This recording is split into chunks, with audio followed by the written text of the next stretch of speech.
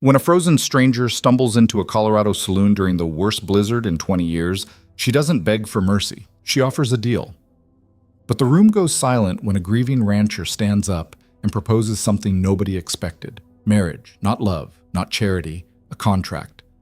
Within hours, two broken people will stand before a judge and bind their lives together without knowing each other's names. What begins as pure survival will become something neither of them saw coming, a legacy that outlasts them both. Stay with me until the end of this story, hit that like button, and drop a comment telling me what city you're watching from. I want to see how far this tale travels. The wind didn't just howl through Coldwater that night, it screamed. It tore through the mountain pass like something alive and furious, ripping shutters from their hinges, burying fence lines in drifts taller than a man. The kind of storm that killed livestock and travelers alike. The kind that made even the hardened ranchers pull their families close and pray the roof held. Inside the Brass Lamp Saloon, the air was thick with tobacco smoke and the smell of wet wool. A dozen men clustered around the potbelly stove, nursing whiskey and waiting out the weather. The bartender, a jowly man named Pritchard, wiped down glasses with methodical indifference. Nobody was going anywhere tonight. The door slammed open. Every head turned. A woman stood in the doorway, or what was left of one. Her coat was crusted white with ice, her hair plastered to her skull in frozen clumps. Her lips were blue. She didn't speak at first, just stood there swaying, one hand clutching the doorframe like it was the only thing holding her upright. "Shut the damn door!" someone shouted.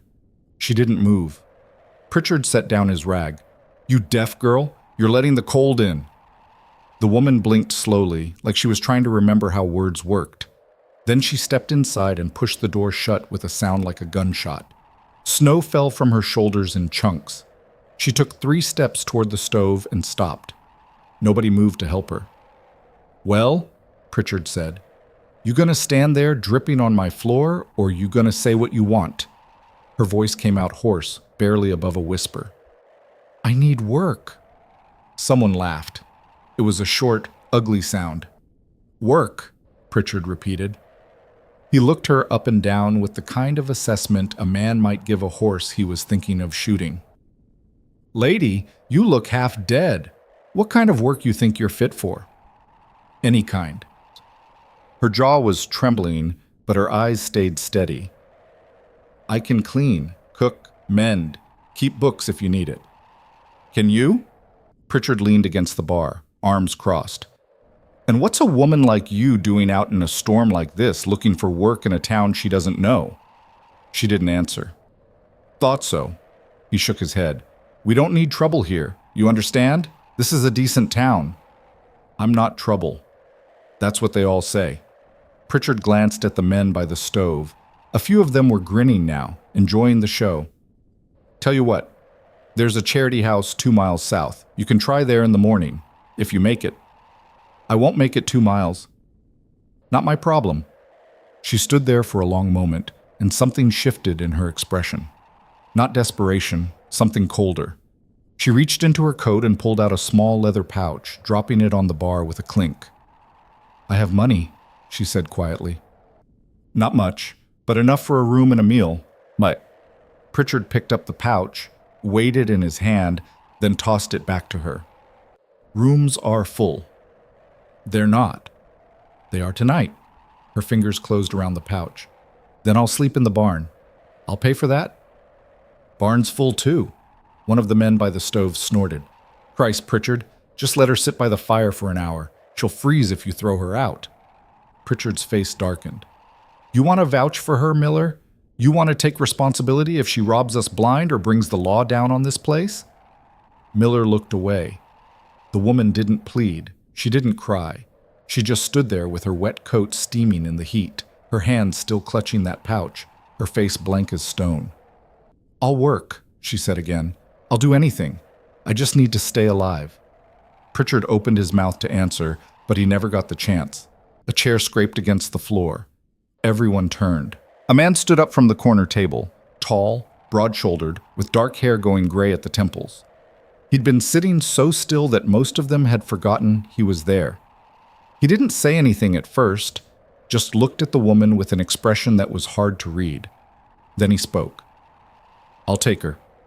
The room went silent. Pritchard blinked. "What?" "I said, I'll take her."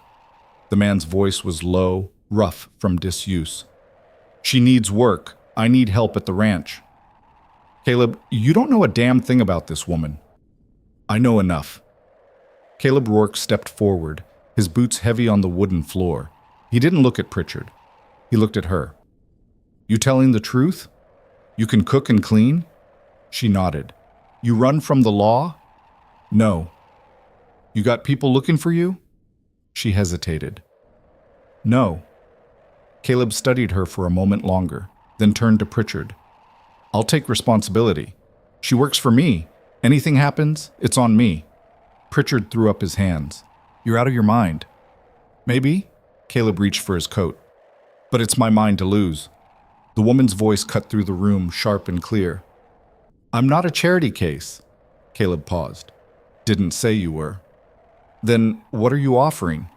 He turned back to her, and for the first time something like respect flickered in his eyes. "A job, room and board, fair wages when the work's done. You pull your weight, you stay. You don't, you go. Simple as that." She searched his face, looking for the lie. "Why?" "Because I need the help," he said flatly. "And you need to not die tonight. Seems like a fair trade." "It's not." "No," he agreed. "But it's what I'm offering." She stood there, dripping and shaking, and for a long moment nobody spoke. Then she nodded once. "All right." Pritchard laughed, but there was no humor in it. "You two are both idiots." Caleb ignored him. He looked at the woman again. "You got a name?" "Alara Vance." "Caleb Rourke."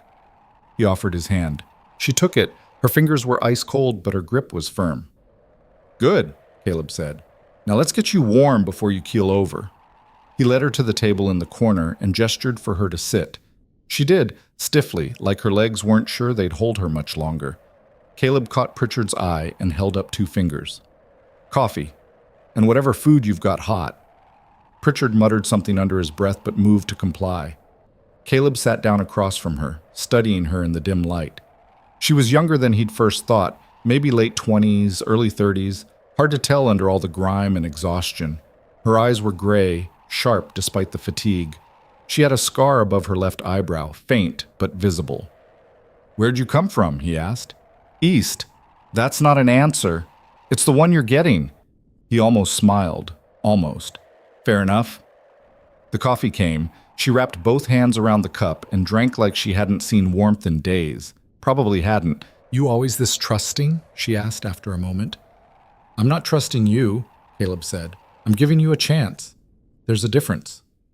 "Why?" He looked down at his own cup. "Because someone gave me one once. Seemed like the thing to do." She didn't push. The food arrived. Stew, bread, nothing fancy. She ate slowly at first, then faster, like her body was remembering what hunger was. Caleb watched her without comment. When she was halfway through the bowl, she set down her spoon and looked at him. "This job," she said. "What does it actually involve?" "Cooking, cleaning, mending, like you said. I've got a ranch about an hour's ride north, just me and a couple of hands. Place has been falling apart since..." He stopped. "It needs work. I need someone who can handle a house." "And that's all?" "That's all." She held his gaze. "You married?" "Widowed." "Kids?" "No." "The hands you mention, they decent men?" "Decent enough. They know how to keep their hands to themselves." She nodded slowly. "And if I take this job, I sleep where?" "There's a spare room in the house. Door locks from the inside." "I'll need that in writing." Caleb raised an eyebrow.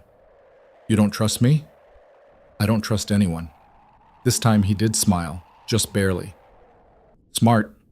He pulled a scrap of paper from his pocket and a pencil, scrawled a few lines, and slid it across the table. She read it carefully. "This says I get wages." "You do? How much?" "Standard rate, $20 a month plus room and board." Her eyes narrowed. "That's more than fair." "I pay for good work. You do good work, you get good pay."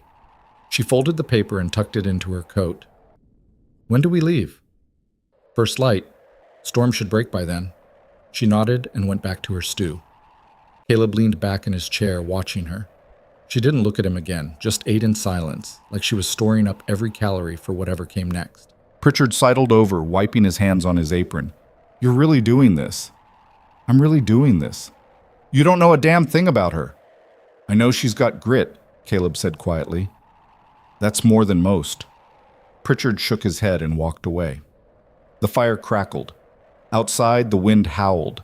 Alara finished her meal and set the bowl aside.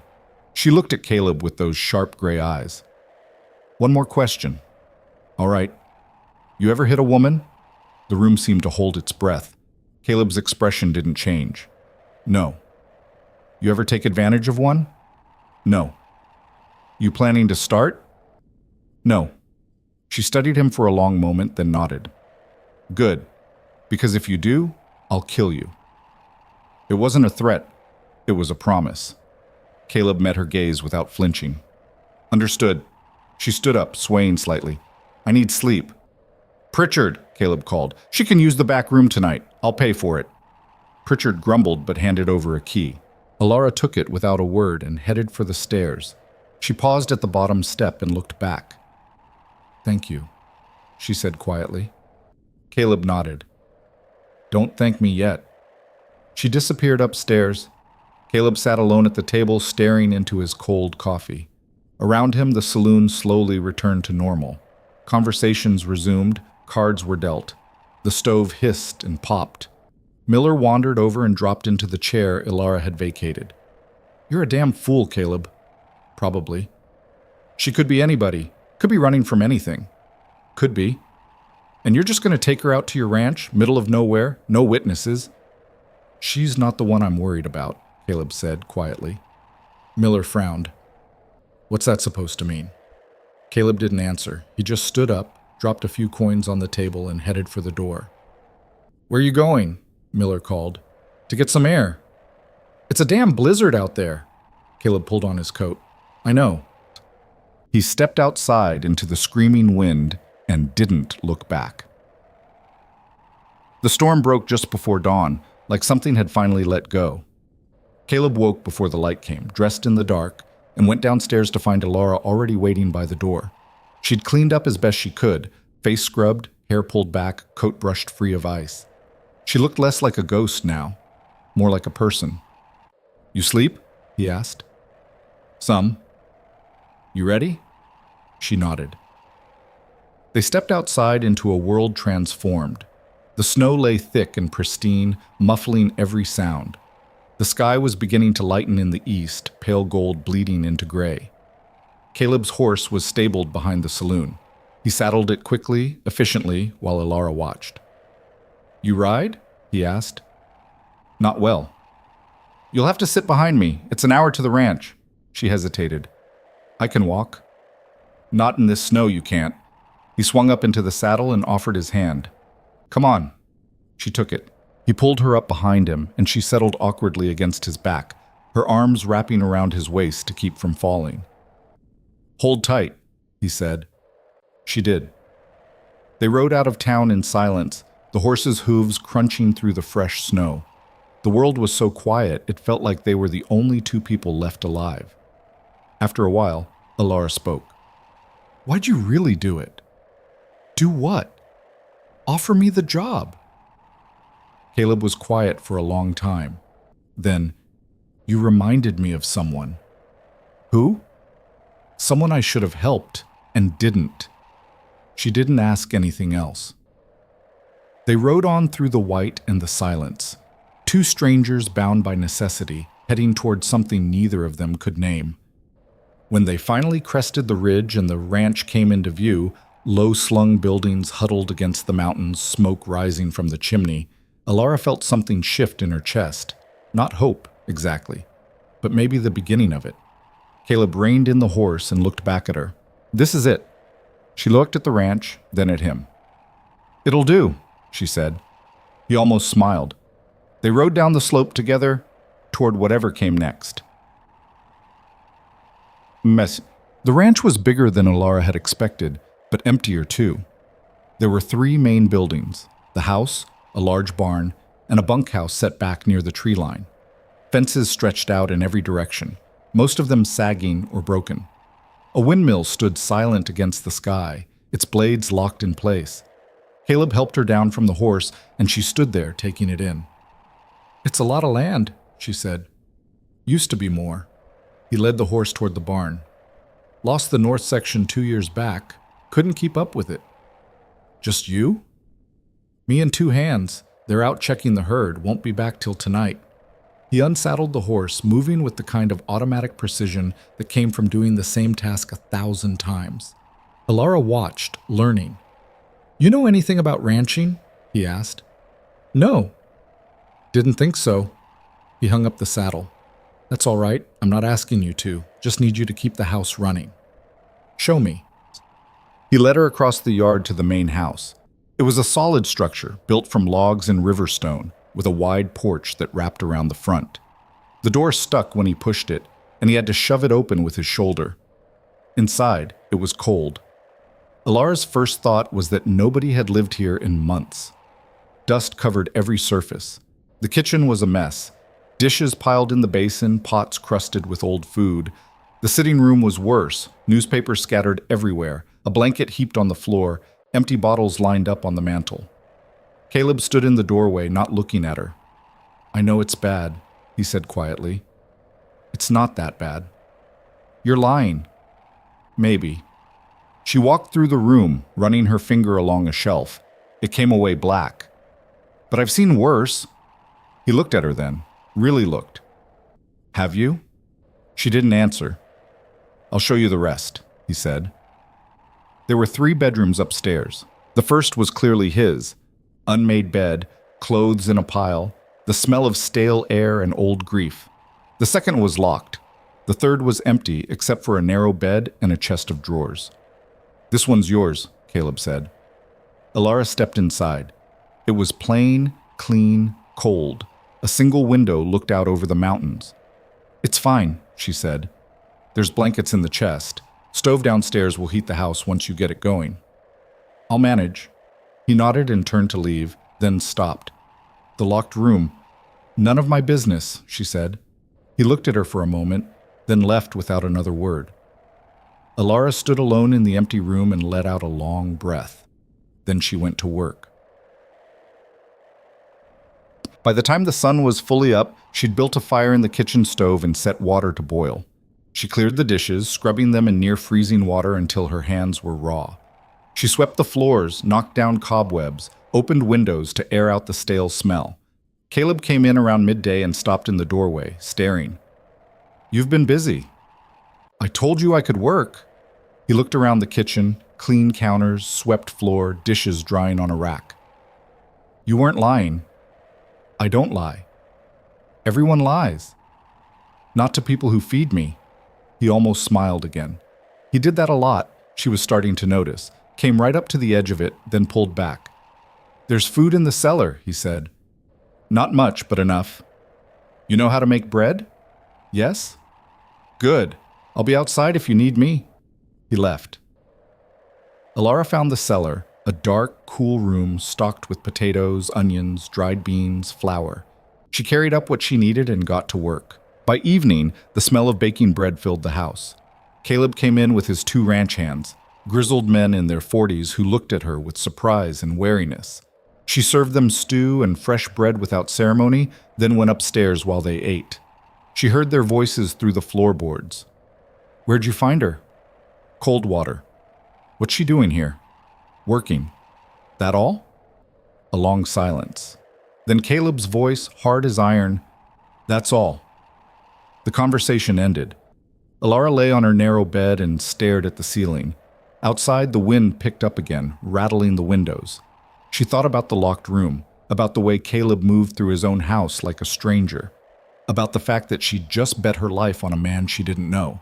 But then again, she thought, what life did she have left to bet? She closed her eyes and slept. Days became a week became 2. Alara fell into a rhythm. Wake before dawn, build the fire, make coffee, prepare breakfast. After the men left for the day, she cleaned, methodically, relentlessly, room by room. She mended clothes, fixed broken hinges, organized what could be organized.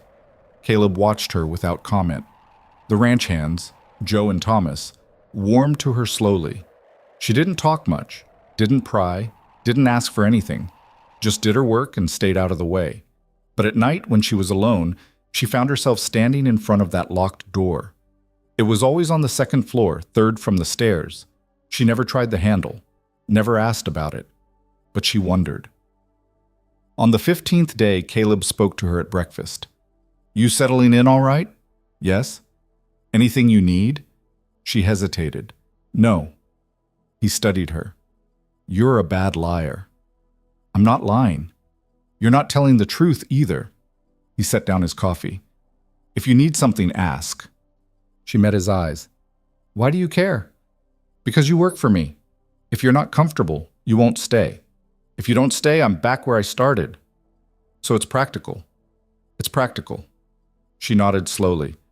"Then I don't need anything." He didn't look convinced, but he let it go. That night, after everyone had gone to bed, Alara crept downstairs and found a lamp. She carried it through the house, checking corners she hadn't explored yet, closets, cupboards, the small room off the kitchen. In the last cupboard, she found them. Books. Dozens of them, stacked and gathering dust. Novels, poetry, journals. Some were old, leather-bound and cracking. Others were new, pages still crisp. She pulled one out, a collection of Shakespeare's sonnets, and opened it to the front page. There, in careful handwriting, "To my dearest Margaret, may you always find beauty in words. C.R. Margaret." Alara closed the book carefully and put it back. She understood now. The locked room. The empty house. The way Caleb moved through his own life like a man underwater. He wasn't cruel. He was drowning. She went back upstairs and lay in the dark, thinking.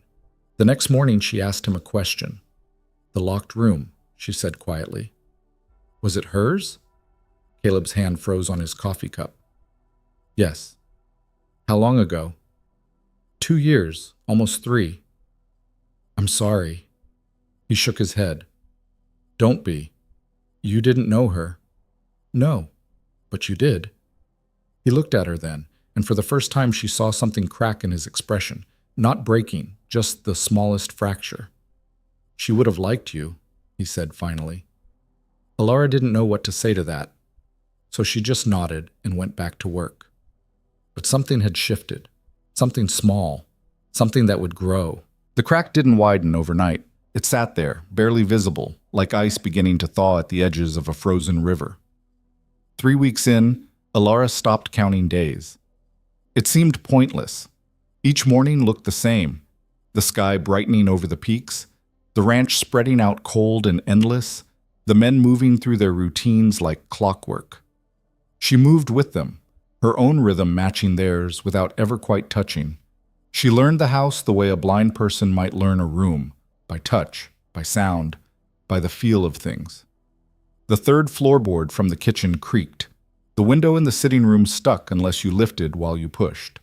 The stove ran hot on the left side, cool on the right. She learned Caleb too, though he didn't make it easy.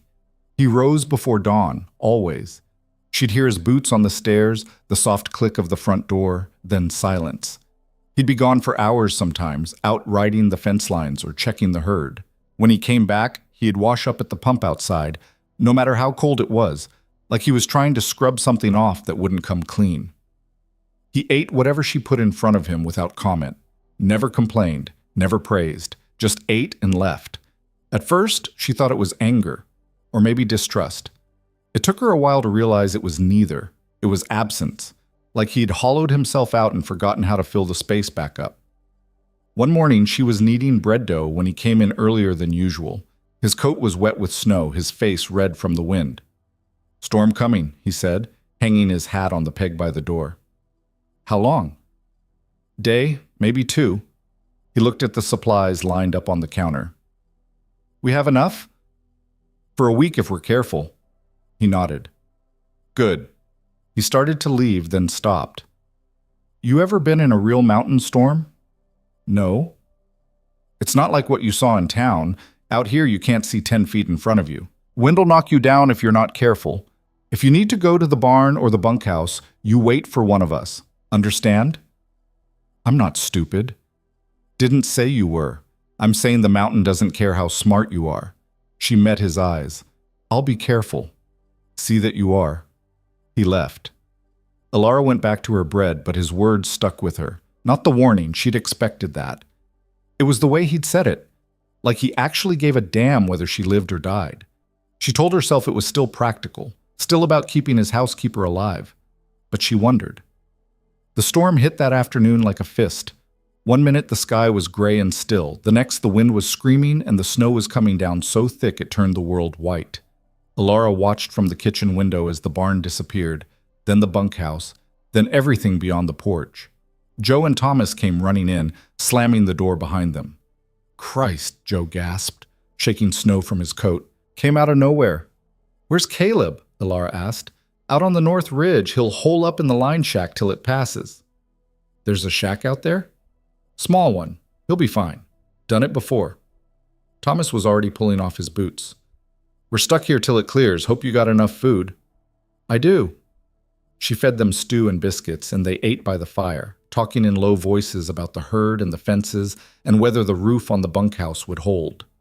Alara half listened, her mind on that lined shack and the man inside it. She told herself to stop thinking about it. It didn't work. Night came early, the way it did in storms. The wind rattled the windows and howled down the chimney. Joe and Thomas bedded down in the sitting room, and Alara went upstairs to her room. She lay in the dark, listening to the storm, and thought about the locked door down the hall. She'd walked past it every day for 3 weeks. Never touched it, never asked. But tonight, with the wind screaming and the house creaking, she found herself standing in front of it. Her hand hovered over the doorknob. Don't, she thought. She turned it anyway. It didn't budge. Of course it didn't. She stood there for a long moment, then went back to her room and lay down, feeling foolish. The storm raged on. Caleb didn't come back that night, or the next morning. By noon, Joe was starting to look worried. He should have been back by now, he muttered, staring out the window at the wall of white. Maybe he's waiting for it to clear, Alara said. It has cleared, mostly. Thomas came in from checking the barn. I can ride out there. Check on him. Not in this. You'll get lost. So what do? We wait. But Alara could see it in their faces. They were thinking the same thing she was, that something had gone wrong, that Caleb was hurt or worse. She set down the pot she was scrubbing. How far is the line shack? 3 miles, maybe 4, Joe said. Why? If he's not back by sunset, I'm going. Thomas laughed. You don't even know the land. Then you'll tell me how to find it. Lady, you'll die out there. Maybe, but so will he if he's hurt and nobody checks. Joe and Thomas exchanged a look. She's got a point, Joe said finally. She's got a death wish, Thomas shot back. Caleb would kill us if we let her go. Caleb's not here. They argued for another hour, but Alara had already made up her mind. At 3 o'clock, when the snow finally stopped and the sky cleared to a hard, bright blue, she pulled on her coat and boots. You're really doing this, Joe said. I'm really doing this. He sighed and grabbed a rope from the barn. Tie this around your waist. If you get lost, follow it back. That won't reach 3 miles. No, but it'll get you back to the barn. From there you can see the house. She tied the rope. Thomas brought out Caleb's horse, a big roan gelding with a white blaze. He's steady. Won't spook easy. You sure you can ride?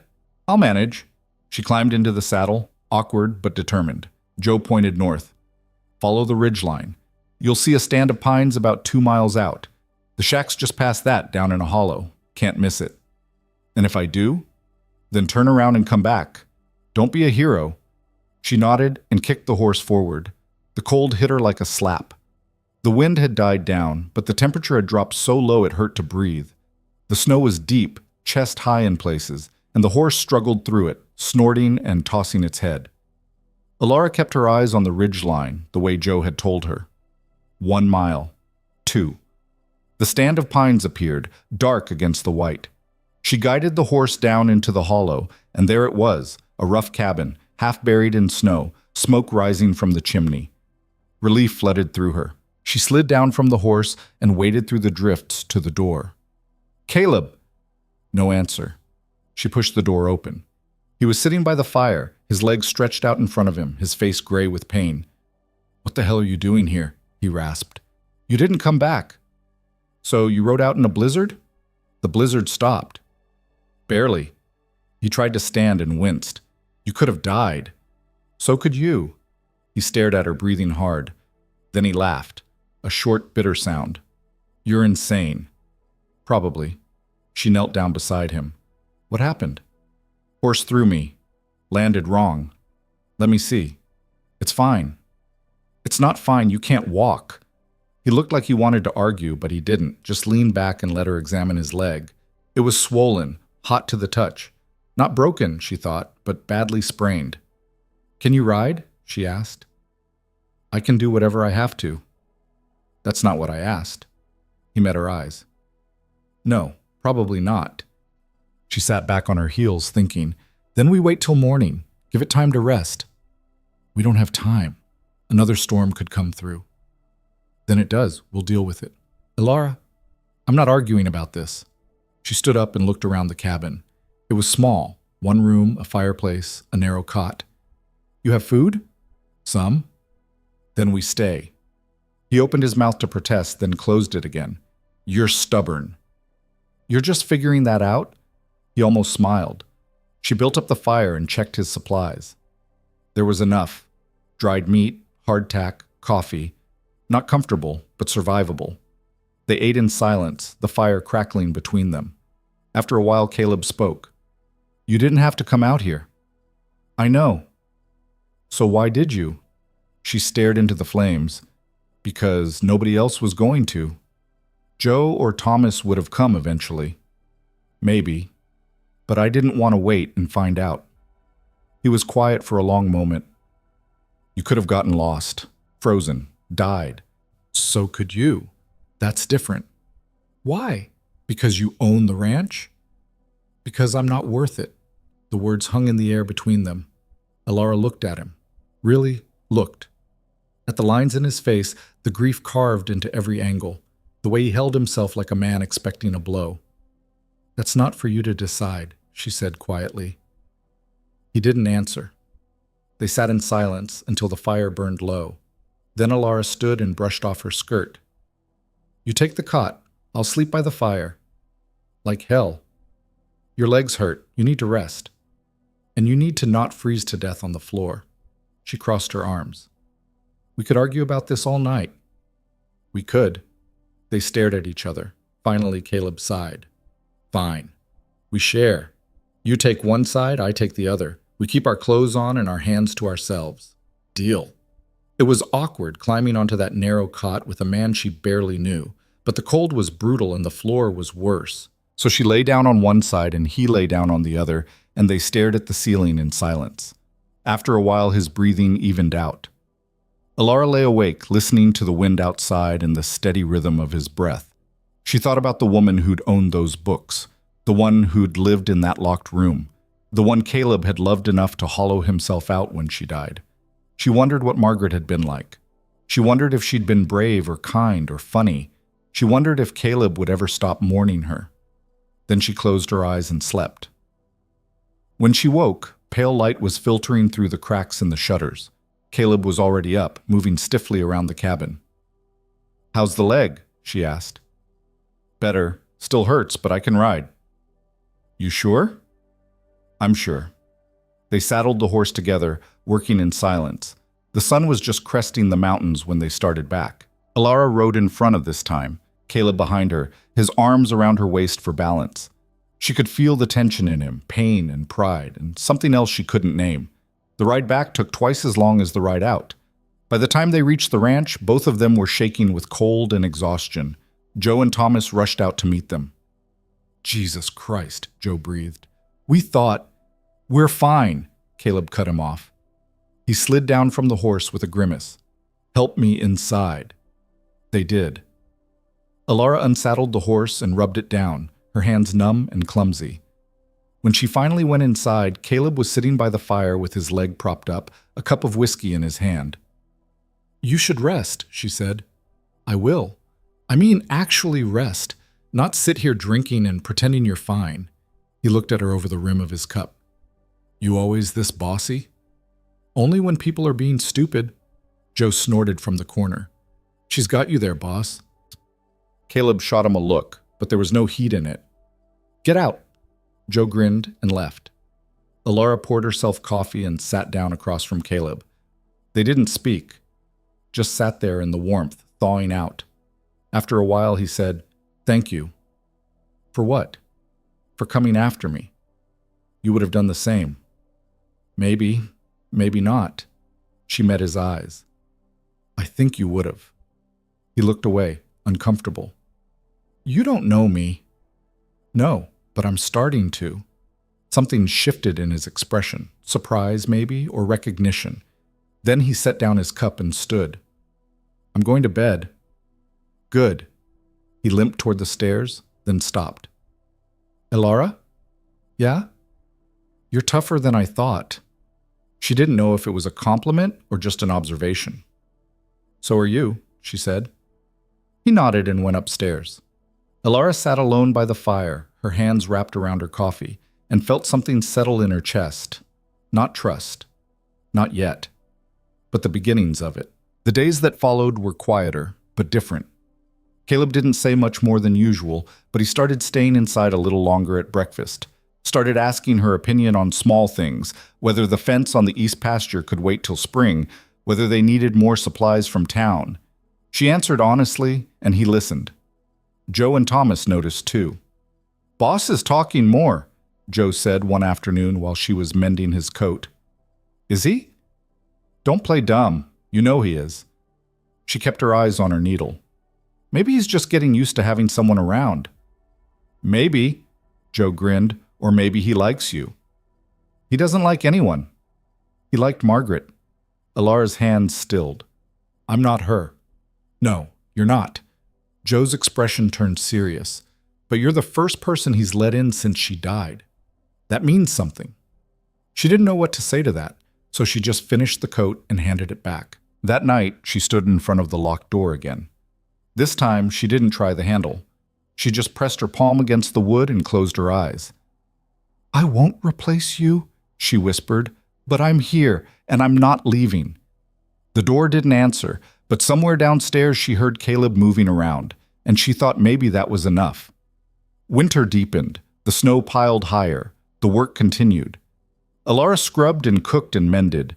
She learned to bake bread the way Caleb liked it, dense and dark.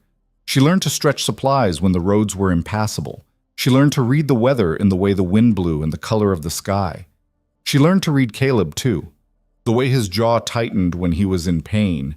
The way he rubbed his left shoulder when he was tired. The way he stared into the fire at night like he was looking for something he'd lost. One evening, she brought him coffee and sat down across from him. Can I ask you something? She said. Depends. What happened to her? Margaret. His face closed up. That's not your business. I know, but I'm asking anyway. He was silent for so long she thought he wouldn't answer. Then he said, Fever. It came on fast. By the time I got the doctor out here, it was too late. I'm sorry. Everyone's sorry. Doesn't change anything. No, it doesn't. He looked at her. Why do you want to know? Because I live in her shadow, and I'd like to know what kind of woman casts a shadow that long.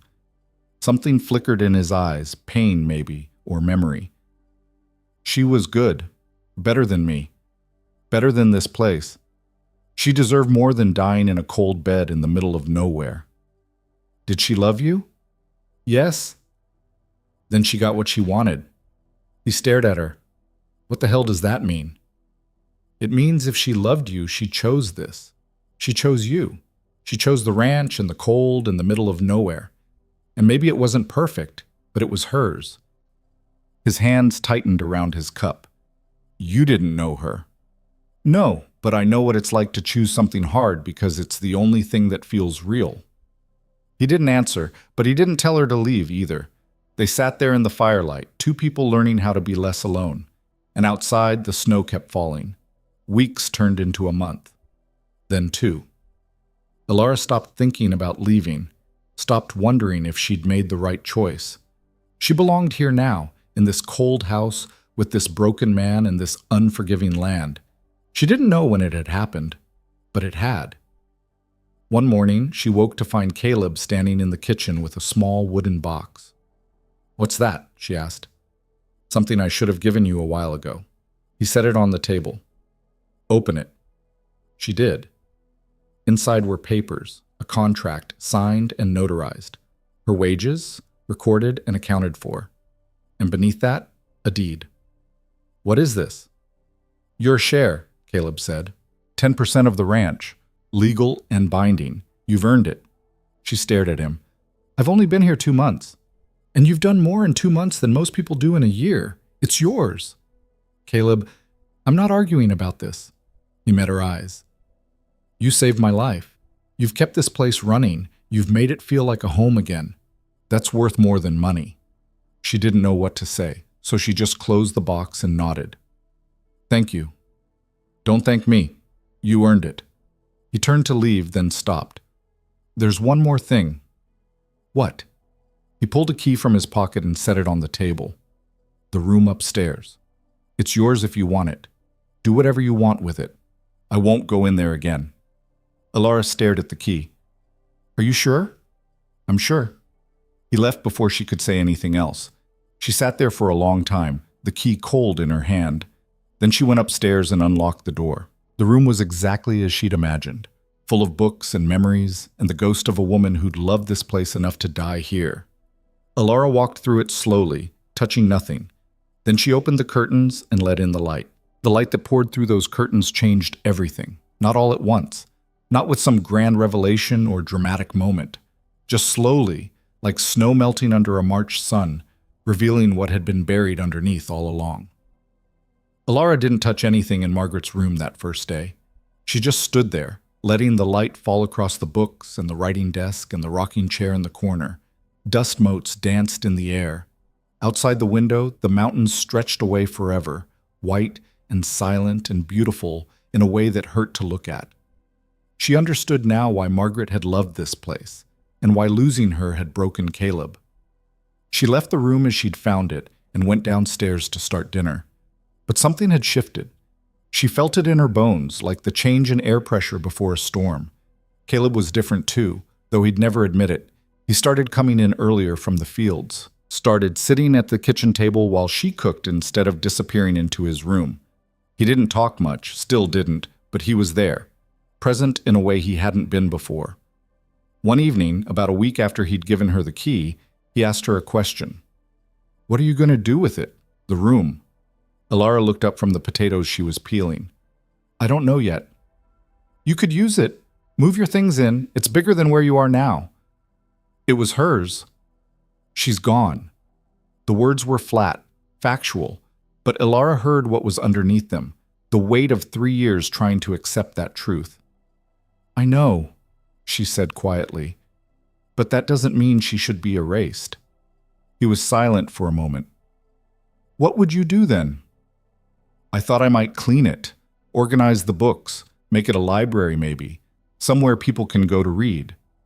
"People?" "You, me, Joe and Thomas if they want, whoever comes after us." Caleb stared at her like she'd suggested burning the house down. "You want to turn a room into a library. I want to turn it into something living, something that honors what she loved. She loved books." "I know. I found the inscription." His jaw tightened. "You went through her things." "I looked at one book, that's all." She set down her knife. "I'm not trying to replace her, Caleb. I'm trying to make sure she's not forgotten." He stood up abruptly, his chair scraping against the floor. For a moment she thought he was going to yell, or leave, or both. Instead, he said, "Do it." "What?" "Make it a library. Do whatever you want with it." He grabbed his coat from the peg. "I'm going to check the stock." He was gone before she could respond. Alara stood alone in the kitchen, her hands still wet from the potatoes, and realized she was shaking. Not from fear, from something else entirely. She started working on the room the next day. It was slow going. Every book needed to be dusted, every corner swept. She found things tucked away, pressed flowers between pages, sketches in the margins, a journal filled with Margaret's neat handwriting. She didn't read the journal. That felt like too much. But she kept it safe, wrapped in cloth and placed on the highest shelf. Caleb didn't come near the room, but sometimes she'd catch him standing in the hallway, looking at the open door like it was something dangerous. "You can come in," she said one afternoon. "I'm fine out here." "Caleb," I said, "I'm fine." He wasn't fine. She knew that. But she also knew better than to push, so she kept working. Joe helped her build new shelves. Thomas donated a few books he'd had tucked away in the bunkhouse, dime novels and old farming manuals. Alara arranged everything by subject, then by author, creating a system that made sense. It took 3 weeks. When she was finished, she stood in the doorway and looked at what she'd made.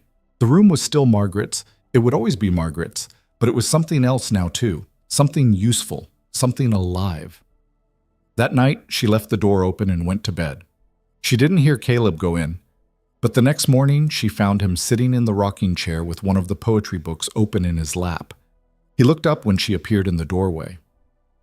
"I'm not ready to talk about it," he said. "Okay. But this," he gestured at the room. "It's good. What you did. It's good." "Thank you." He nodded and went back to his book. Alara left him there and went downstairs, her heart doing something complicated in her chest. Spring came slowly that year, like it always did in the mountains. The snow didn't melt so much as retreat, grudgingly, leaving behind mud and dead grass and the promise of green things to come.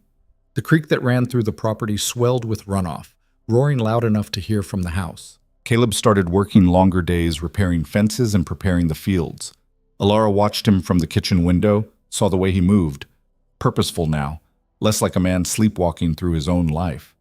She wondered if he noticed. She wondered if she was imagining it. One afternoon, she was hanging laundry when she heard hoofbeats coming up the road.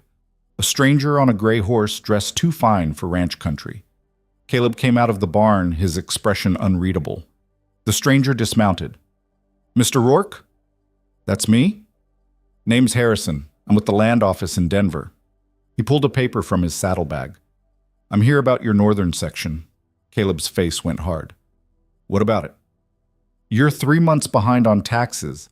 If you can't pay by end of summer, the county's going to take it." "I know what I owe." "Do you know how you're going to pay it?" Caleb didn't answer.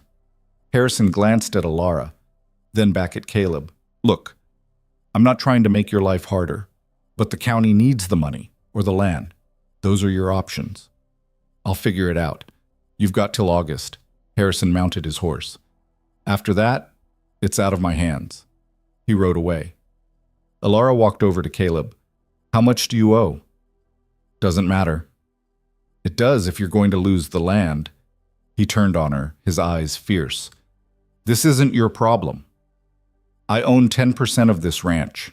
That makes it my problem. You own 10% of what's left. If I lose the north section, there won't be much to own." "Then tell me how much." He stared at her for a long moment, then let out a breath. $1,200. She felt the number like a punch. $1,200 was a fortune, more than most people made in 5 years. "Do you have it?" "No." "Can you get it?" "Not by August." She thought fast. "What if we sold cattle early, or timber?" "Cattle aren't ready, and the timber rights are tied up in probate from when my father died. I won't see that money for years." "Then what are we going to do?" He looked at her, and something in his expression softened. "We?" "Yes, we. You think I'm going to sit here and watch you lose this place? It's not your fight, Alara. Like hell it's not." They stood there in the mud in the spring wind, and for the first time since she'd arrived, she saw something like hope in his eyes. "All right," he said finally. "We'll figure it out together." They spent the next week going over the books. It wasn't pretty. Caleb had been managing, barely, but the ranch was running on fumes. Between the cattle prices dropping and the harsh winter killing off part of the herd, there was almost nothing left. "We could take a loan," Alara suggested. "From who? No bank in Denver is going to lend to a ranch this close to failing." What about selling some of the equipment? Need it to work the land. The horses? Same problem. She rubbed her temples. There has to be something. Caleb was quiet for a moment. Then he said, There is one thing. What? Margaret had jewelry, her mother's, worth maybe $500-600 if we sold it. Elara looked at him. Can you do that? Can I? Yes. Will I want to? No. He ran a hand through his hair. But losing this land would kill me faster than selling her things. We don't have to decide now. Yes, we do. Every day we wait is a day closer to August. She reached across the table and put her hand over his. Then we'll do it. But not yet. Let me think. Maybe there's another way. He looked at their hands, hers small and scarred from work, his rough and calloused. He didn't pull away. All right, he said. You think. That night, Elara lay awake going through every option she could imagine. She could write to people she used to know back east, but most of them had made it clear they wanted nothing to do with her after she'd left. And pride wouldn't let her beg. She could try to find work in town, save every penny, but that would mean leaving the ranch, and something in her recoiled at the thought. She could... Wait. An idea hit her, so obvious she couldn't believe she hadn't thought of it before. The next morning, she rode into Coldwater with a bundle under her arm. Pritchard looked up when she walked into the saloon. Well, well, the Ice Queen returns. I need to talk to you. About what? She unwrapped the bundle. Inside were 3 dresses, well-made, expensive, from a life she didn't talk about. I want to sell these. Pritchard picked one up, examining the fabric. Where'd you get dresses like this? That's not your business. Maybe not, but folks will ask. Let them. He named a price. It was insultingly low. I'll take them to Denver, Elara said flatly. Hold on. He looked at them again. I'll give you 80 for all 3. 150. 100. 120. He sighed. Fine. 120. She took the money and left before he could change his mind. She hit every shop in town that might buy what she had. More clothes, a silver brush, a few books she'd brought with her. By the end of the day, she'd made $300. It wasn't enough, but it was a start. When she got back to the ranch, Caleb was waiting on the porch. Where were you? She handed him the money. Helping. He stared at the bills. Where did this come from? I sold some things I didn't need. What things? Things from before. It doesn't matter. He looked at her, his expression unreadable. You didn't have to do that. I know. Elara, don't. She cut him off. Don't make this into something it's not. You gave me a chance when nobody else would. I'm returning the favor. He was quiet for a long moment. Then he said, Thank you. She nodded and went inside. But that night, when she passed through the sitting room, she found him staring at the money like he couldn't quite believe it was real. Summer came on fast after that, the way it always did in the high country. The snow disappeared completely, replaced by wildflowers and green grass. The work intensified, cattle to move, fences to mend, hay to cut. Elara worked alongside the men, learning as she went. She learned to ride properly, learned to rope a calf and brand it without flinching, learned to read the sky and know when rain was coming. She learned to watch Caleb when he didn't know she was looking, the way his shirt stuck to his back when he worked in the heat, the way he laughed, rare but real, when Joe told a bad joke, the way he looked at her sometimes, like he was trying to figure out a puzzle that didn't have an answer. She told herself to stop noticing. It didn't work. One evening in late June, they were sitting on the porch after dinner, watching the sun go down behind the peaks. Joe and Thomas had ridden into town for supplies. It was just the 2 of them. We're close, Caleb said. To what? The money.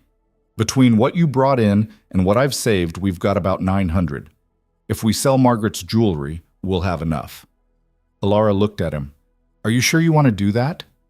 No, but I'm going to anyway. When? Next week. I'll take it to the jeweler in Denver. Should get a fair price there. She nodded, and they sat in silence for a while. Then Caleb said, Can I ask you something? Depends on what it is. Why'd you really come out here? To the mountains, I mean. You had those dresses, that silver brush. You came from money. She'd known this question would come eventually. She just hadn't decided how to answer it. I was married, she said finally. Caleb went very still. Was? He died 2 years ago. I'm sorry. Don't be. He was a bastard.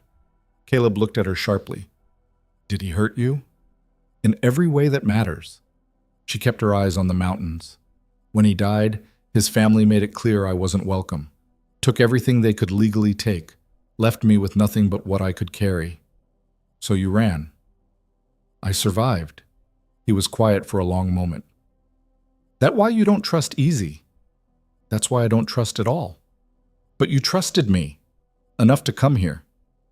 I didn't have a choice. You did. You could have kept running. She finally looked at him. Maybe I was tired of running. Their eyes met, and something passed between them. Understanding, maybe, or recognition.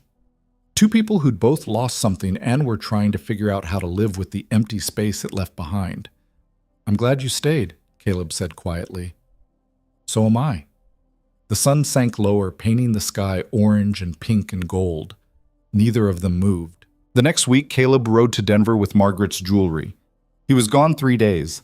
Alara tried not to worry, but she caught herself watching the road more than was reasonable. When she finally saw him riding up on the 3rd evening, relief flooded through her.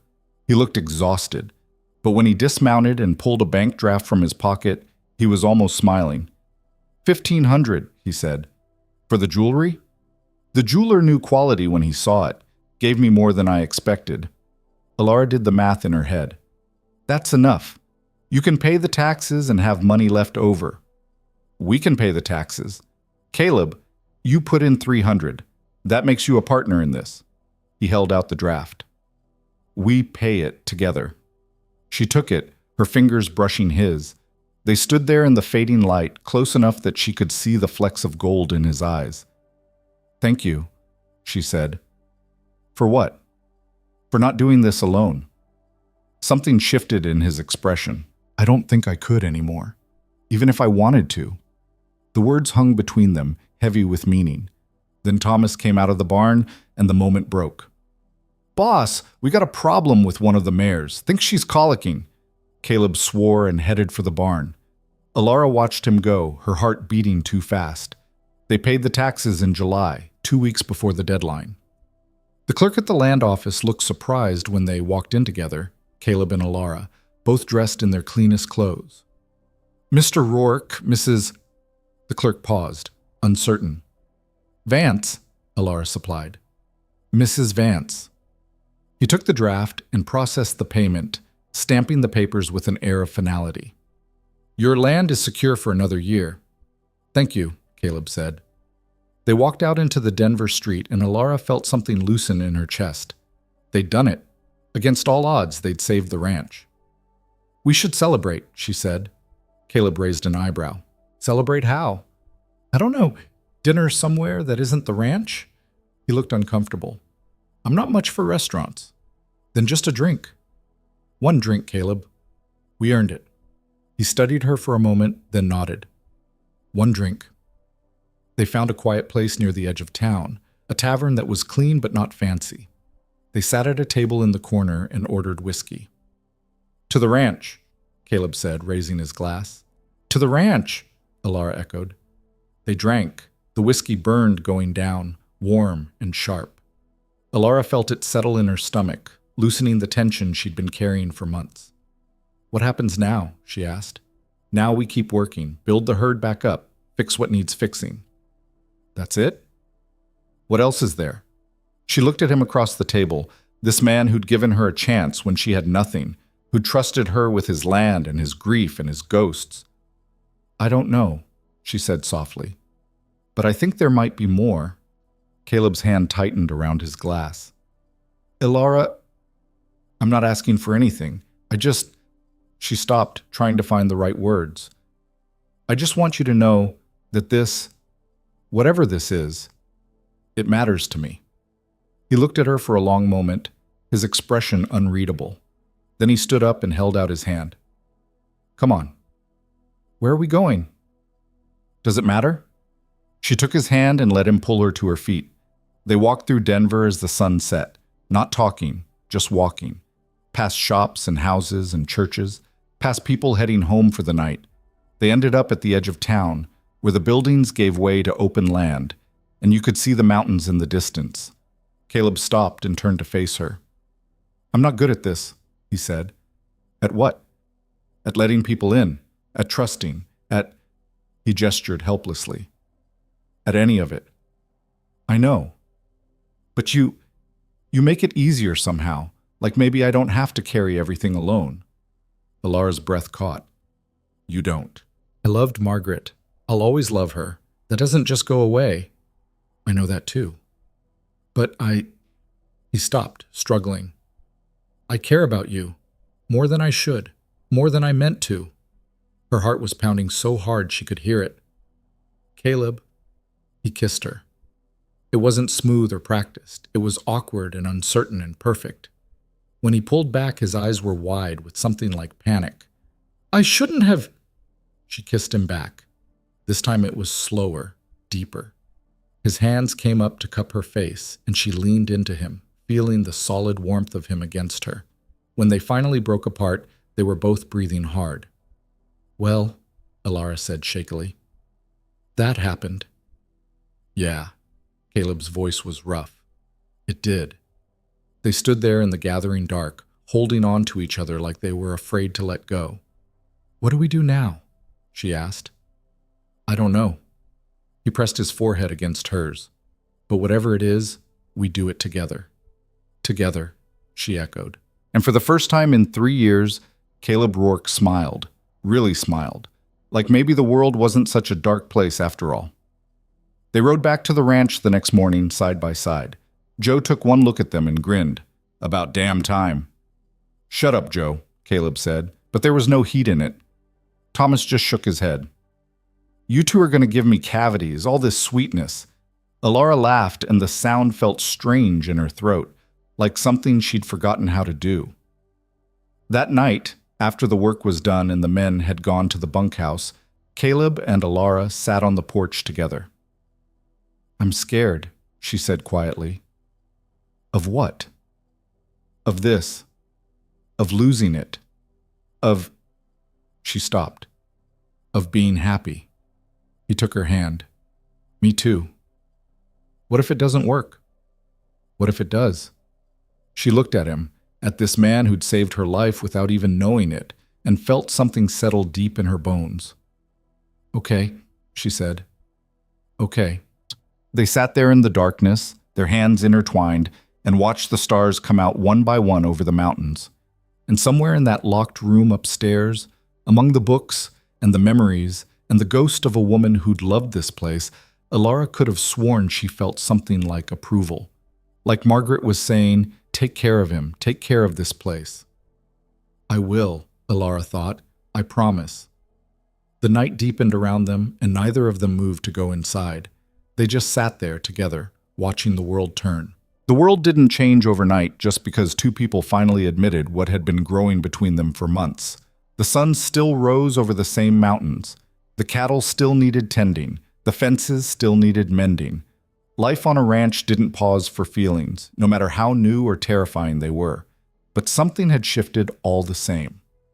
Caleb started reaching for her hand when they sat together in the evenings. Started kissing her forehead when he passed her in the kitchen. Small things. Careful things. Like he was learning a language he'd forgotten how to speak. Alara let him set the pace. She knew what it cost him to open up again, to let someone pass the walls he'd built around his grief. She wasn't going to push. Besides, she was learning too. Learning how to accept kindness without waiting for the price. Learning how to stay instead of run. It was harder than it sounded. One morning in late August, she woke to find Caleb already dressed, standing by the window. "What's wrong?" she asked, sitting up. "Nothing. Just thinking." "About what?" He turned to look at her, and his expression was serious. "About what happens next." "What do you mean?" "With us.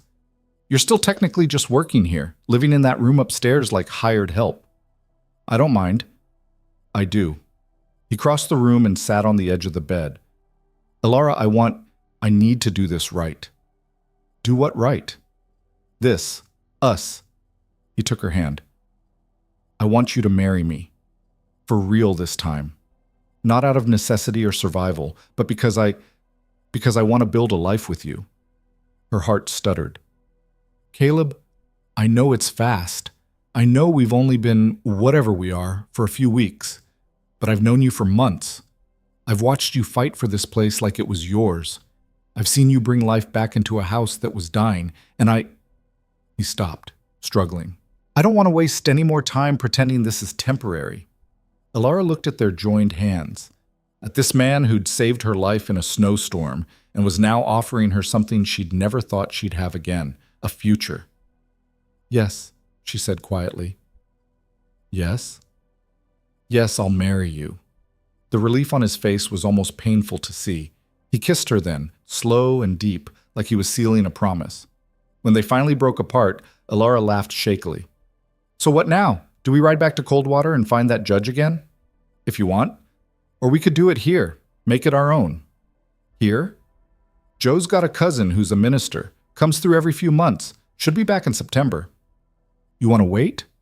I want to do it right, he said again. I want witnesses. I want it to mean something. It already means something. Then it'll mean more. She smiled and pulled him back down to her. All right, September. They were married on the first Saturday of the month, under a sky so blue it hurt to look at. Joe and Thomas cleaned up the barn and strung lanterns from the rafters. A few neighbors came, people Alara had never met but who'd known Caleb for years. They looked at her with curiosity and something like approval. The minister was a wiry man in his 60s with kind eyes and a voice like gravel. He kept it simple, no flowery speeches or lengthy prayers, just the vows and the rings and the kiss that sealed it. When he pronounced them husband and wife, Joe let out a whoop that echoed off the mountains. They held the reception right there in the barn, tables of food, fiddle music, dancing on rough wooden floors. Alara had never seen Caleb smile so much, never seen him so at ease. You happy? She asked him during a quiet moment. Yeah, he said, and he sounded almost surprised. I am. Good, because you're stuck with me now. I can live with that. They danced until her feet hurt, and the lanterns burned low. When the last guest finally left and they walked back to the house together, Alara felt something settle in her chest. This was real. This was hers. This was home. The first year of their marriage wasn't easy. They fought about stupid things, how to organize the pantry, whether to sell the yearling calves early or wait, who forgot to close the gate and let the chickens out. Normal things. Married things. But they also learned each other in ways that mattered.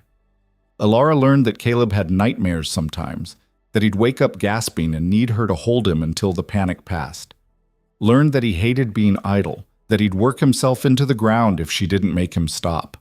Learned that he was kinder than he let on, that he'd give away his last dollar to someone who needed it more. Caleb learned that Alara was stubborn as hell when she thought she was right. Learned that she had a temper that flared hot and fast, but never lasted. Learned that she sang while she worked, old songs she'd learned as a child, and that the sound of it made the house feel alive. They learned how to be partners, how to share the weight of running a ranch and a life. It wasn't always smooth, but it was real. One night in December, almost a year to the day after she'd stumbled into that saloon, Alara stood in the kitchen making bread and realized she was happy. Actually happy. The thought stopped her cold. Caleb came in stamping snow from his boots and found her standing there, her hands covered in flour, tears running down her face. What's wrong? Nothing, she said, laughing and crying at the same time. Nothing's wrong. That's the problem. He crossed the room and pulled her into his arms, flour and all. You're not making sense. I'm happy, Caleb. For the first time in I don't even know how long, and it scares me. Why? Because things this good don't last. Because every time I've had something worth keeping, it got taken away. He held her tighter. I'm not going anywhere. You don't know that. No, but I'm not planning on it. He pulled back to look at her. And neither are you. So we've got that going for us. She laughed despite herself. That's your reassurance? We're not planning to leave? It's the best I've got. She kissed him, tasting salt and love and the certainty that maybe, just maybe, this time would be different. Spring came again, and with it, news that changed everything. Alara missed her monthly bleeding in March, then April. By May, there was no denying it. She told Caleb over breakfast, trying to keep her voice steady. "I'm pregnant." He froze, his coffee cup halfway to his mouth. "You're sure?" "I'm sure." He set down the cup very carefully. Then he stood up, walked around the table, and pulled her to her feet. How do you feel?" "Terrified," she admitted. "And happy. And terrified." "Yeah." He pressed his forehead against hers. "Yeah, me too." "You're okay with this?" "Okay with it?" He pulled back to look at her. "Alara, He stopped, swallowed hard. "I never thought I'd have this. A family. After Margaret died, I thought that was it. That part of my life was over. And now? Now I'm scared as hell, but I want this. I want this with you." She felt the tears coming again and didn't try to stop them. "We're going to be terrible at this." "Probably." He kissed her. "But we'll figure it out." The pregnancy was hard. Alara was sick for months, couldn't keep anything down. She lost weight instead of gaining it, and Caleb hovered like a worried shadow. "You need to eat something," he'd say, bringing her broth or crackers or whatever he thought she might keep down. "I'm trying." "Try harder." "Don't tell me what to do." They fought about it constantly, about her stubbornness, about his hovering, about the fact that she refused to slow down even when she could barely stand. Joe finally intervened one afternoon when he found them arguing in the barn. "You two are going to give that baby ulcers before it's even born," he said. "Caleb, stop treating her like she's made of glass. Alara, let the man take care of you. You're both acting like idiots." They stared at him. "Now kiss and make up so I can get back to work." Alara looked at Caleb. Caleb looked at Alara. Then they both started laughing. "He's right," Caleb said. "I'm being an idiot." "So am I," Alara admitted. They met in the middle, and Joe walked away shaking his head. By her 6th month, the sickness finally passed. Alara started to show, her belly rounding out under her dresses. Caleb would put his hand there sometimes, feeling for movement, his expression one of wonder and terror. "What if I'm no good at this?" he asked one night. "At what?" "Being a father." Alara rolled over to face him. "You'll be fine." "You don't know that." "Yes, I do. Because you care. Because you'll try. That's more than most kids get." He was quiet for a moment. "I never knew my father. He died when I was 2. My mother raised me and my brother alone." "You have a brother?" "Had.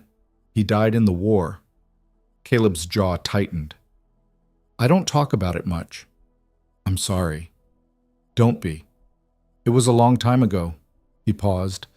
"But I think about him sometimes, about how he'd have been a good uncle, about how my mother would have loved to meet you." Alara took his hand and placed it on her belly. "Then we'll tell this one about them, about your mother and your brother and Margaret. We'll make sure they know where they came from." "You do that? Tell them about Margaret?" "She's part of this family too, part of what made you who you are. Of course I'll tell them." He kissed her then, soft and grateful. The baby kicked against his palm, and they both felt it. Their daughter was born on a cold November morning, screaming her way into the world with a fury that matched her mother's.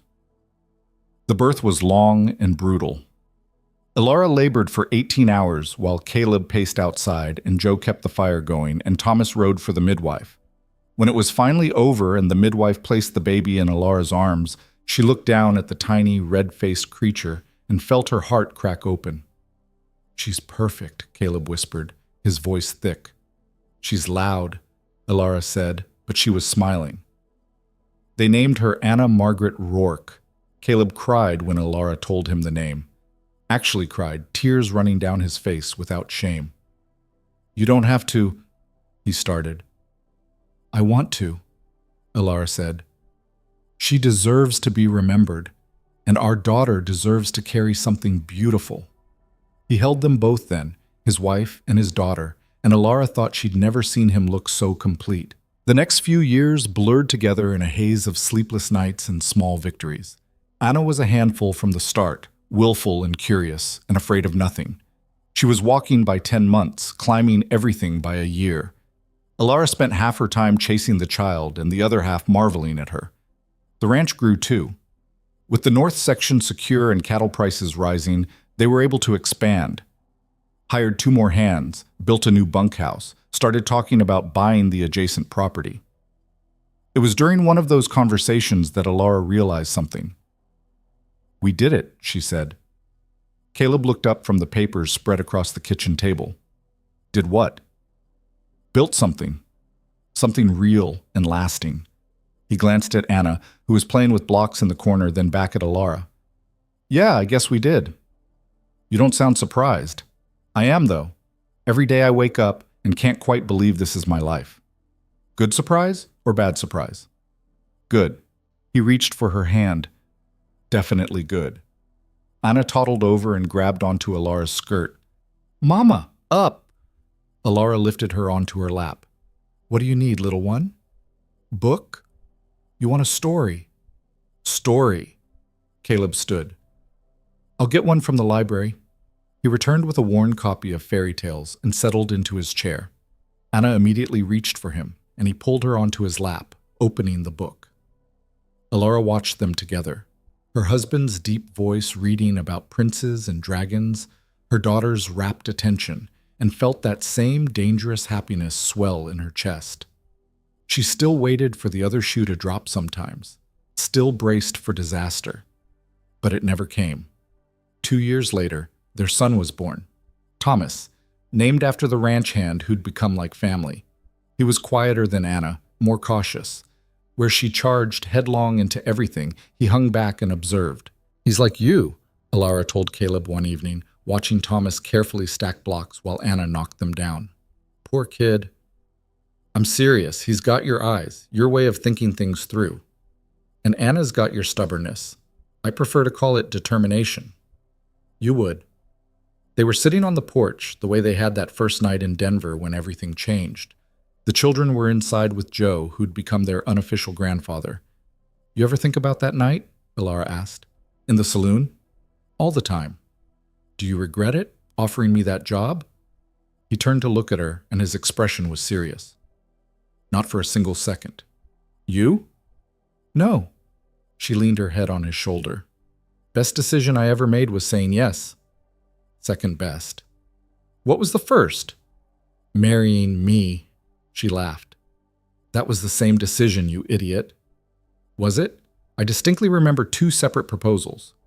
"Fine. Then my third best decision was having your children." "Only third?" "Don't push your luck." He kissed the top of her head, and they sat in comfortable silence as the sun set. Inside they could hear Anna bossing Joe around and Thomas giggling. Normal sounds. Family sounds. "I love you," Caleb said quietly. "I know." "That's it? Just I know?" She tilted her head up to look at him. "I love you too." "Happy now?" "Yeah." He smiled. "Yeah, I am." The years continued to pass, marked by seasons and milestones. Anna started school in Coldwater, riding in twice a week with Caleb. Thomas followed a few years later. The ranch continued to grow, prosperous now in ways Caleb had never imagined. They built a new barn, expanded the house, added a proper dining room and another bedroom for guests they rarely had. Alara turned the library into a gathering place, opening it up to neighboring families. Women would come on Sunday afternoons to borrow books and share gossip. Children would sit on the floor listening to stories. It became something bigger than just Margaret's memory. It became a gift to the whole community. One afternoon, a young woman showed up at the door, her eyes desperate in a way Alara recognized. "I heard you sometimes help people," the woman said. "People who need work." Alara looked at her, at the worn dress and frightened eyes and the way she held herself like she was ready to run. "Come in," Alara said. "Let's talk." The woman's name was Sarah. She'd left a bad situation in Denver and had nowhere to go. Alara gave her a job helping with the house and the children, and Sarah stayed for 3 years before moving on to start her own business in town. She wasn't the last, Over the years, others came, women mostly, but sometimes men too. People who needed a chance and couldn't find one anywhere else. Ilara gave them the same thing Caleb had given her: work, dignity, and a choice. Some stayed, some left, but they all remembered. "You're building something," Caleb said one night, watching her write a letter of recommendation for a young man heading to Denver. "We're building something," she corrected. "This is your ranch too." "No, this particular thing, this is all you." He came to stand behind her chair. "You're giving people what someone gave you. That's not nothing. It's just the right thing to do. That's what makes it matter." She finished the letter and turned to face him. "Do you ever think about how different things could have been? If Pritchard had actually helped me that night, if you hadn't been there?" "Sometimes, but not as much as I used to." "Why not?" "Because this is the life we have, the life we built. What's the point in wondering about the one we didn't?" She stood and wrapped her arms around him.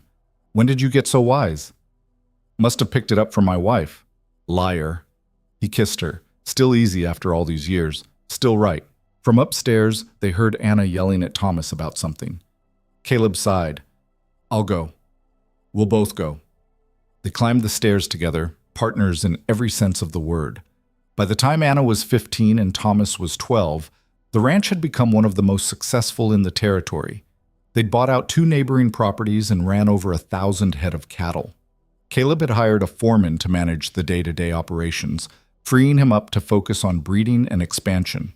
Ilara ran the house and the books, managed the hands' wages, and continued her quiet work of helping those who needed it. They'd become something neither of them had ever expected, pillars of the community. People asked Caleb for advice on ranching. They asked Ilara for help with everything from sick children to failing businesses. The Rourke name meant something now, meant stability and fairness and a hard-earned kind of respect. One evening, sitting at the dinner table with their children, Caleb looked around and felt something close to contentment. Anna was arguing with Thomas about whether horses or dogs were smarter. Thomas was ignoring her and reading a book. Ilara was trying not to laugh at both of them. "Dad," Anna said suddenly, "did you always want to be a rancher?" Caleb set down his fork. "Why do you ask?" "Just wondering. Thomas wants to be a veterinarian. I'm thinking maybe a lawyer. Did you always know?" "No, I kind of fell into it. This was my father's ranch, then my mother's. When she died, it became mine." "Did you like it when you first started?" He thought about that, about the years of loneliness and grief, about the weight of running a place by himself. "Not at first," he admitted, "but I grew to love it." What changed? He looked at Ilara. She was watching him with those sharp gray eyes, a small smile on her face. "I stopped doing it alone," he said. Anna rolled her eyes. "That's so sappy." "You asked. I regret it now." But she was smiling. After dinner, Caleb and Ilara walked out to the fence line, the way they often did in the evenings. The sun was setting over the mountains, painting everything gold. In the distance, they could see the herd grazing peacefully. "Think the kids will want this someday?" Caleb asked. "The ranch?" "Anna might. She's got your stubbornness." "My stubbornness? That's rich coming from you." "Thomas is more interested in books and science. He might go a different direction." "Would that bother you?" Ilara thought about it. "No, I want them to choose their own lives. The way we did. We didn't exactly choose. We kind of stumbled into this." "Maybe. But we chose to stay. We chose to build something. That's what matters." He pulled her close. "I couldn't have done this without you." "Yes, you could have. You just wouldn't have wanted to." "Same thing." She laughed and leaned against him, and they stood there watching the sun go down over the land they'd built together. 2 broken people who'd found each other in a storm and made a life that neither of them had seen coming. It wasn't perfect. There were still hard days and harder years, still losses and setbacks, and moments when they wondered if they were doing anything right. But it was theirs, and that made all the difference. The years didn't slow down just because Caleb and Ilara were getting older. If anything, time seemed to speed up, seasons blurring together, children growing faster than seemed possible, the ranch changing in ways both expected and not. Anna left for law school in Denver when she was 18, stubborn and brilliant, and so much like her mother it hurt to watch her go. Thomas followed 2 years later, heading to veterinary college in Chicago. The house felt enormous and empty without them. "It's too quiet," Ilara said one morning, sitting at the kitchen table that suddenly felt too big. Caleb looked up from his coffee. "They'll be back." "For visits. It's not the same." "No, but it's right. They're living their own lives." "I know." She traced patterns on the wood grain. "Doesn't make it easier." He reached across and took her hand. His knuckles were swollen with arthritis now, the joints stiff on cold mornings.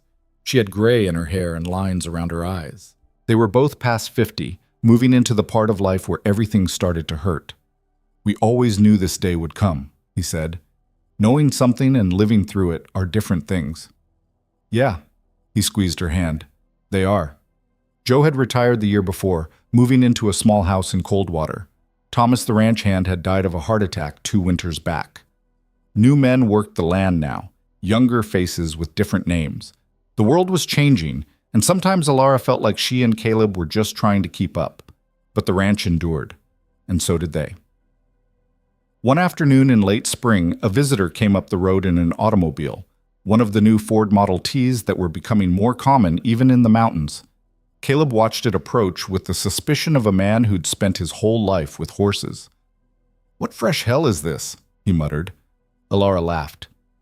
"It's just a car, Caleb. They're not going to kill you. Give them time." The driver was a young man in a suit carrying a leather satchel. He introduced himself as Robert Harrison, grandson of the land officer who'd come decades ago with the tax notice.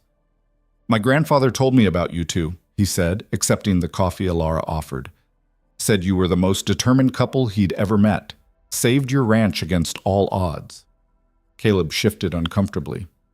"We did what needed doing." "That's actually why I'm here. I'm writing a book about successful ranches in Colorado. Your story, how you built this place up from near bankruptcy, it's exactly the kind of thing people want to read about." "We're not interested in being in a book," Caleb said flatly. "I understand your hesitation, but no. You don't understand." Caleb's voice was firm, but not unkind. "This is our life, not a story. We're not looking to share it with strangers." Harrison looked disappointed, but nodded. "I respect that. But if you ever change your mind, we won't." After he left, Ilara turned to Caleb. "You could have been nicer." "I was plenty nice. I didn't throw him out. He just wanted to tell our story." "Our story's not for telling, it's for living." She studied him for a moment, then smiled. "When did you get so philosophical?" "Must be old age." "We're not that old." "Speak for yourself. I feel ancient." She walked over and wrapped her arms around him from behind. "You're not ancient. You're seasoned." "Like a piece of jerky?" "Exactly like that." He laughed, and the sound still made her heart lift after all these years. That summer, Anna came home with news. She'd passed the bar exam and was joining a law firm in Denver, and she was engaged to a fellow lawyer named Michael Chen.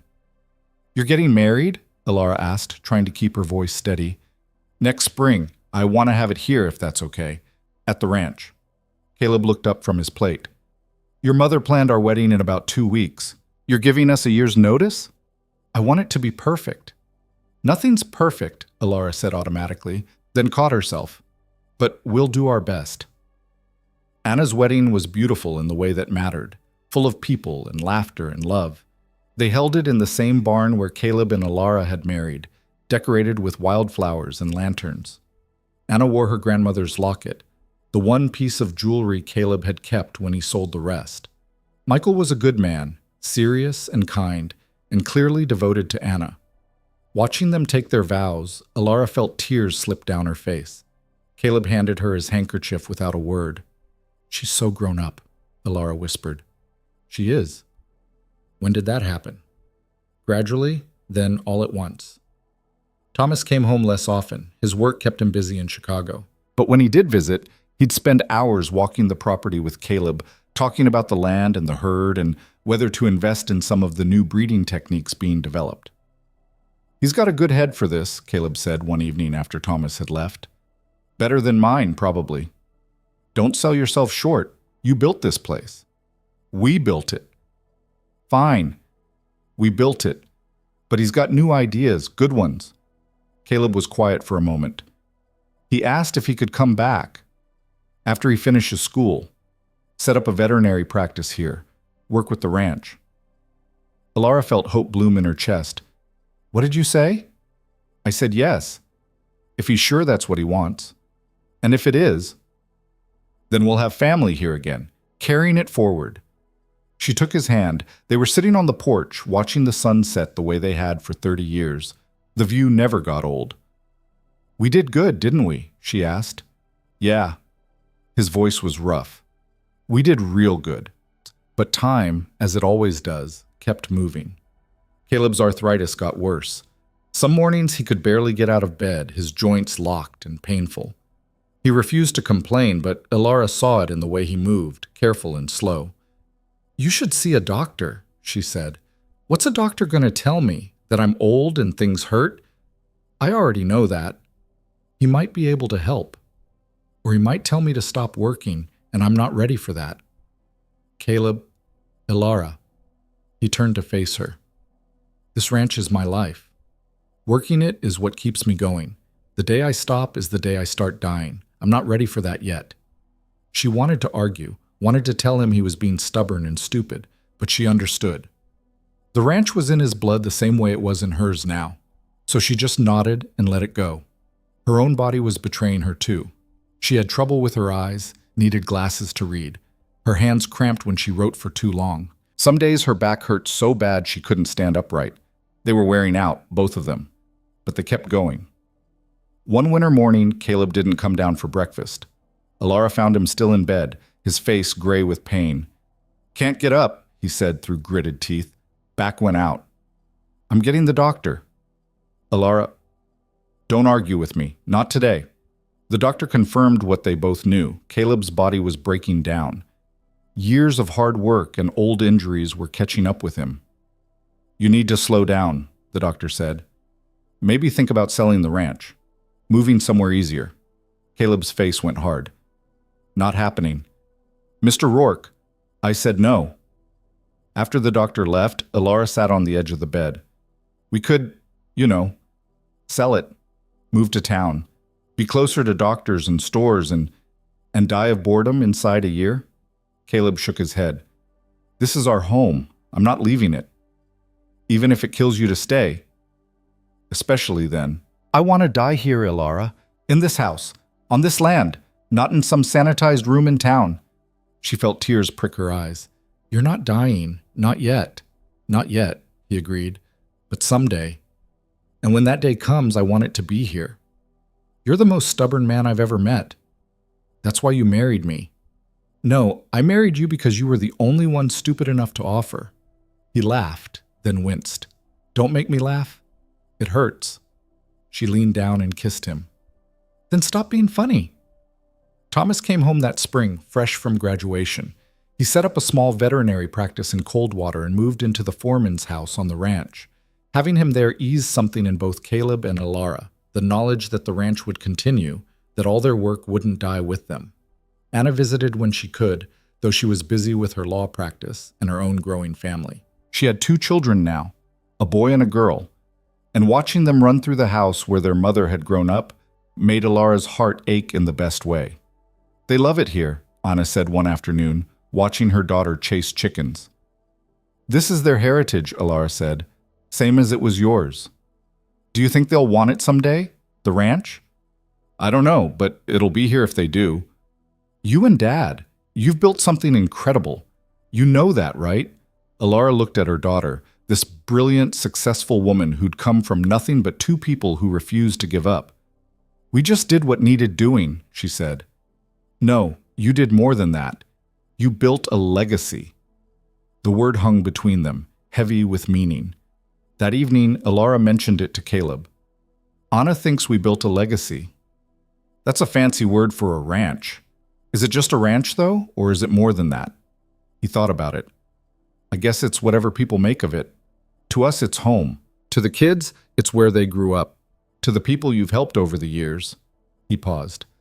I don't know what it is to them, but it's something. Something good? Yeah, something good.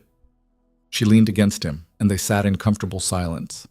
Years passed in that peculiar way they do when you're old, slowly and quickly at the same time. Days dragged, but seasons flew. One moment it was spring, the next it was winter again. Caleb's health continued to decline. Some days were better than others, but the trend was clear. He spent more time sitting on the porch, watching others work the land he'd once worked himself. "I hate this," he said one afternoon. "Being useless." "You're not useless. You're supervising. I'm sitting on my ass while younger men do my job. Your job now is different. It's teaching, passing on what you know." He didn't look convinced. Alara sat down beside him. "Do you remember that night in the line shack when you hurt your leg and I came to get you?" "Of course." "You hated needing help, hated not being able to ride back on your own. So? So you're doing the same thing now, fighting against something you can't change instead of accepting it."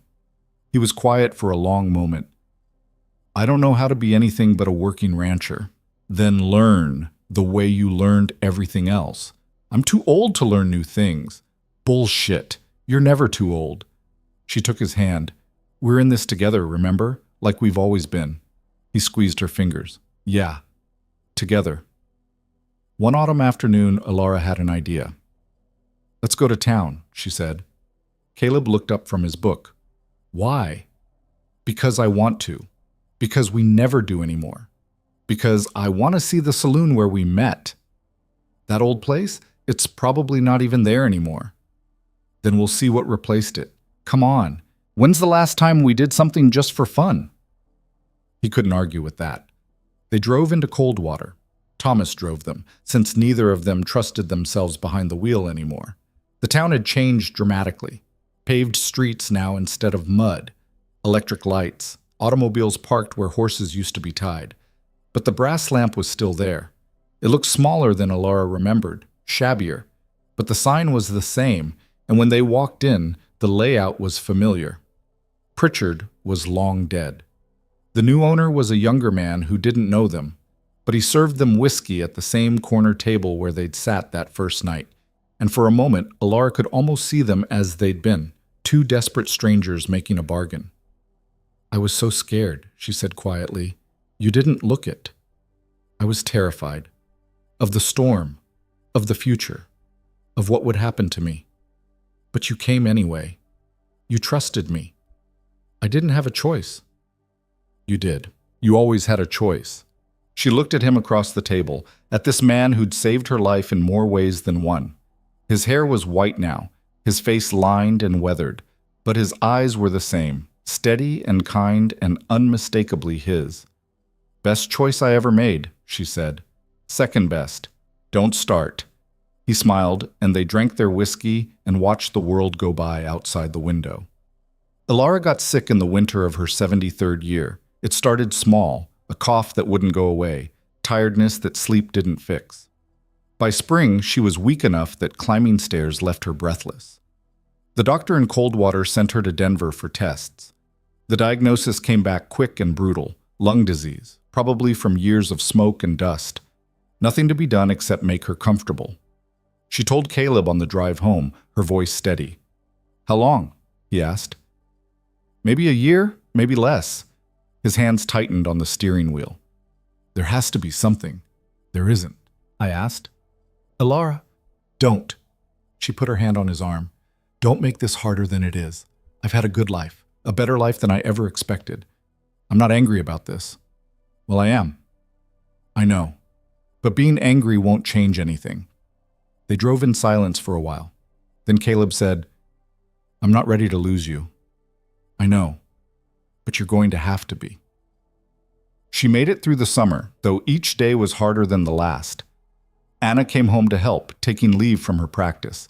Thomas was there every evening, checking on her with a doctor's eye and a son's heart. Caleb barely left her side. "You don't have to hover," she said one afternoon, watching him watch her. "I know. But you're going to anyway." "Yeah," she smiled. "Still stubborn after all these years." "Look who's talking." They sat together in the library. Margaret's library, Alara's library, everyone's library now. The walls were lined with books, old and new, collected over decades. "I'm glad I did this," Alara said, looking around. Made this room into something living. Margaret would have liked it. You think? I know, she loved sharing things. She'd have loved seeing people use these books. I wish I could have met her. Caleb was quiet for a moment. She'd have liked you too. You're more similar than you think. How so? Stubborn, kind, stronger than you look. He paused, willing to love a difficult man. Alara laughed, then coughed. The coughing fits were getting worse, lasting longer. When she caught her breath, she said, You're not that difficult. Liar. Maybe a little. They sat in comfortable silence, holding hands, watching the light move across the walls. By October, she couldn't get out of bed. They moved her downstairs to the sitting room, set up a proper sickbed by the window so she could see the mountains. Anna read to her. Thomas brought her soup she couldn't eat. Caleb sat with her for hours, not saying much, just being there. I'm ready, she told him one night. I'm not. I know, but I need you to be okay when I'm gone. I don't know how to do that. You'll figure it out. You always do. She squeezed his hand weakly. Take care of the kids. Take care of the ranch.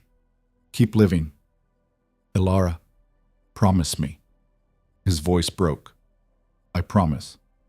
Good. She closed her eyes, tired. It was a good life, wasn't it? The best. No regrets? Not a single one. She smiled. Me neither. Alara died on a clear November morning, with her family around her and Caleb holding her hand. Her last words were barely a whisper. Thank you. Caleb didn't ask what for. He already knew. They buried her on a hillside overlooking the ranch, next to the plot he'd prepared for himself years ago. The whole community came, neighbors, friends, people she'd helped over the decades. The line of mourners stretched down the road. Anna gave the eulogy, her voice strong despite the tears. My mother was the strongest person I ever knew. She came to this place with nothing and built everything. She taught me that kindness isn't weakness and that stubbornness can be a virtue. She showed me what it means to fight for what you love. Thomas spoke too, quieter but no less moving. She made our house a home, made strangers into family, made a life worth living out of nothing but will and work. Caleb couldn't speak, just stood at the grave with his children on either side of him, staring at the coffin being lowered into the ground. After everyone left, he stayed. I don't know how to do this without you, he said to the fresh dirt. I don't know how to keep going.